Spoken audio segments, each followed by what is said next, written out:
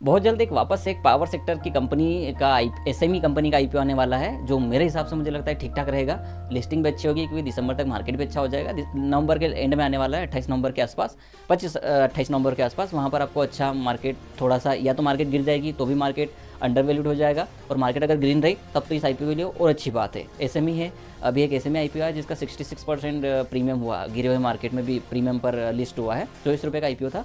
नीलम, जो इसका मैंने पिछला वीडियो बनाया था, और वो 66% प्रीमियम पर लिस्ट हुआ है और ऊपर ही बंद हुआ है 40 रुपये के आसपास। तो उस तरीके का प्रीमियम आपको इसमें भी मिल सकता है। मैं जीएमपी की बात नहीं करूँगा क्योंकि जीएमपी चेंज हो जाता है, तो हम इसको देखेंगे, आप गूगल कर लेना उस टाइम पे क्या चल रहा है, लेकिन बहुत ज़्यादा फ़र्क पड़ेगा नहीं, मैं बताता हूँ। इस कंपनी के बारे में बात करेंगे। एक्चुअली पावर सेक्टर की कंपनी है।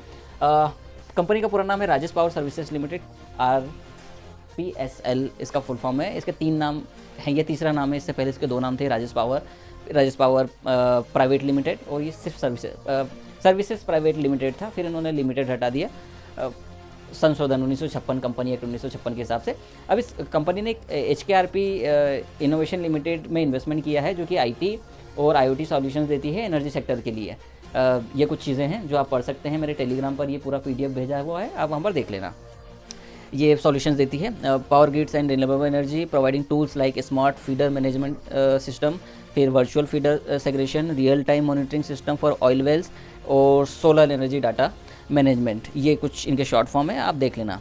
कंपनी की खुद की बात करें तो EPC है इस, मतलब पावर सेक्टर में, दोनों में, सौर ऊर्जा वाले में भी है, उस सेक्टर में भी है जिसको आप रिन्यूएबल सेक्टर बोलते हैं, जिसमें सोलर आता है, और नॉन रिन्यूएबल जिसमें हम एक्चुअल बिजली की बात करते हैं, जिससे हमारा सब कुछ चल रहा है काम। दोनों सेक्टर में काम करती है। एक्स्ट्रा हाई वोल्टेज केबल्स लगाती है, अंडरग्राउंड पावर डिस्ट्रीब्यूशन सिस्टम लगाती है। कंपनी प्रोवाइड करती है सर्विसेज, ऑपरेशन देती है। जैसे कि आप लाइनें देखिए ना, आपने जो लाइनें बिछाई होती है, तो वो जो बड़ी वाली लाइनें होती है वो बिछाती है। मतलब हर तरीके का सॉल्यूशन देती है पावर सेक्टर में। कॉल आ रहा था, चलो तो ये पढ़ लेना। ओवरऑल आप बात करें, पावर सेक्टर में ये कंपनी काम करती है IT IoT plus grounded services, EPC इसको बोलते हैं, इंजीनियरिंग, प्रोक्योरमेंट और कंस्ट्रक्शन, इस तरीके का काम है। जो लोग इस चीज़ को समझते हैं उनको पूरा समझ में आ गया होगा। जिनको नहीं आ रहा है प्लीज़ जाइएगा टेलीग्राम पर, PDF मिल जाएगा, उसको बारीकी से पढ़ना, ये वाला और उससे पहले वाला पेज, आपको सब कुछ क्लियर हो जाएगा। अब हम IPO की बात करते हैं। 25 नवंबर को खुलेगा, 27 को ख़त्म होगा। 3 दिन का IPO रहने वाला है। इसका जो फेस वैल्यू रहेगा 10 रुपये पर शेयर रहेगा। 320 से 335 रुपये पर शेयर पर इसका प्राइस बैंड रहेगा, जिस पर भी सबसे ज़्यादा बिट्स होगी वहीं पर आपको वो इशू होगा। 400 का लोट शेयर है, मतलब लोट साइज है 400 शेयर का, तो 1,20,000 1,30,000 रुपये मान कर चलो आप। 47,90,000 शेयर ये टोटल देने वाले हैं, जिसमें से 27,90,000 शेयर्स का फ्रेश इशू रहेगा, और ऑफर फॉर सेल में रहेगा 2 lakh share. Book build issue है, BSC पर आएगा ये, और प्री इशू और पोस्ट इशू ये शेयर होल्डिंग रहेगा। और इसके बाद और IPO पर बात करते हैं। रिटेल सिर्फ 1 लाख लॉट कर सकता है, मिनिमम भी और मैक्सिमम भी, जो 1,34,000 का पड़ेगा। और HNI 800 शेयर ले सकती है, मतलब कि 2 लॉट, 2,68,000। शेयर होल्डिंग पैटर्न अभी 100% है, बाद में ये 61.74 रहेगा, मतलब कि लगभग 38% डिल्यूट होने वाला है। 25 को खुलेगा, 27 को बंद होगा, 28 को आपको अलॉटमेंट होगी, नहीं मिलेगा तो 29 को रिफंड हो जाएगा, और लिस्टिंग डेट रहेगी 2 दिसंबर को। और यहाँ पर cut off time for UPI mandate confirmation 5 बजे रहेगा, नवंबर 27 को। QIB को 50% हिस्सा मिलेगा, रिटेलर को 35% हिस्सा है, और HNI NIA को 15% का हिस्सा मिलेगा। और दूसरी, मतलब इतना उनके लिए आप बोले कि अलोकेट किया गया है, सिंपल सा 50% QIB को मिलने वाला है।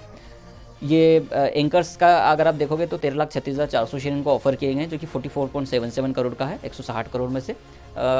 एंकर लॉक इन पीरियड, इनका जो लॉक इन पीरियड जो खत्म होगा, मतलब एंकर्स को जो एंकर इन्वेस्टर्स को जो शेयर मिलेंगे उनका लॉक इन पीरियड 1 महीने बाद खत्म होगा, और दूसरा जो पीरियड खत्म होगा 90 दिन बाद, 3 महीने बाद। तो जब ये 1 महीने बाद खत्म होगा तो उस शेयर में सेलिंग ज़रूर आती है, क्योंकि एंकर अपना पैसा, एंकर इन्वेस्टर अपना प्रॉफिट बुक करते हैं या शेयर्स को सेल करते हैं, क्योंकि उनका लॉक इन खत्म होता है। तो उस दिन थोड़ा सा मूवमेंट स्टॉक में नेगेटिव ज़्यादा होता है, वो आप एक बार देखना ज़रूर। हर किसी में होता है, चाहे वो मेन बोर्ड हो, चाहे वो आपका SME IPO हो, दोनों में होता है। अब हम फाइनेंशियल्स की बात करें तो आप देखोगे कि साल दर साल 2022, 2023, 2024, ये सितंबर है, इसको अगर आप छोड़ दें फिलहाल, फिर भी आप देखेंगे साल दर साल एसेट बढ़ा है, रेवेन्यू बढ़ा है, प्रॉफिट आफ्टर टैक्स बढ़ा है, नेटवर्थ बढ़ी है, रिजर्व एंड सरप्लस बढ़ी है। हाँ, बोरोइंग भी बढ़ी है, लेकिन कंपनी का काम ही ऐसा है, तो बोरोइंग तो बढ़ेगी भाई। यहाँ पर अगर आप आरओई की बात करें, आरओसी की बात करें, काफ़ी अच्छा है। जिसका 15% से ऊपर होता है वो अच्छे होते हैं, इसका 25% है, मतलब मैं 20% मानता हूँ। गूगल वूगल पे आपको मिलेगा कि जिसका 15% से ऊपर आरओई हो, आरओसी हो, तो वो कंपनी अच्छी होती है। लेकिन आप अगर पीयर में कंपेयर करेंगे तो मैं 20% के ऊपर जाता हूँ। जिसका 20% के ऊपर होता है आरओसी, आरओई, वो मुझे अच्छी लगती है। मेरा ये पर्सनल है, आपका कुछ अलग हो सकता है। डेप्ट इक्विटी 0.92, अच्छी बात है। ये 25.47 है। प्राइस टू बुक वैल्यू 4.55 है। पीएटी मार्जिन है 8.11। Earning per share pre IPO 17.1 का है, जो कि पोस्ट आईपीओ 30.75 का हो जाएगा। और पी इसका 19.59 का है, जो पोस्ट आईपीओ 10.9 का हो जाएगा। ये हमने स्लाइड देख ली थी अभी इससे पहले, इसमें कुछ नहीं है। ऑब्जेक्टिव है कि फंड रेस करना है, इनको कोई इक्विपमेंट लेनी है, ये आपको मिल जाएगा, बहुत ज़्यादा कुछ नहीं है। और एक DC solar power plant set करना है इनको, इसलिए। फिर एडिशनल वर्किंग कैपिटल चाहिए था, और जनरल कॉर्पोरेट पर्पस के लिए उनको पैसा चाहिए। सब्सक्राइब कर लेना नए हो तो। और यही था इस आईपीओ में, आप खुद डिसाइड कीजिएगा। हालांकि मेरे हिसाब से इसके फाइनेंशियल भी ठीक है, अगर आप मेरी राय मान लो निजी, पर ये कोई ये नहीं है कि मैं आपको आईपीओ अप्लाई करने के लिए कह रहा हूँ। निजी राय में ठीक ठाक है फाइनेंशियल्स, एसएमई कंपनीज़ के ऐसे ही होते हैं, और बाकी से तो बढ़िया ही है। तो you can go for it if you want to apply, but it is मेरी कोई एडवाइस नहीं है, सजेशन नहीं है, आप अपने हिसाब से देखिएगा। यही था। Thank you.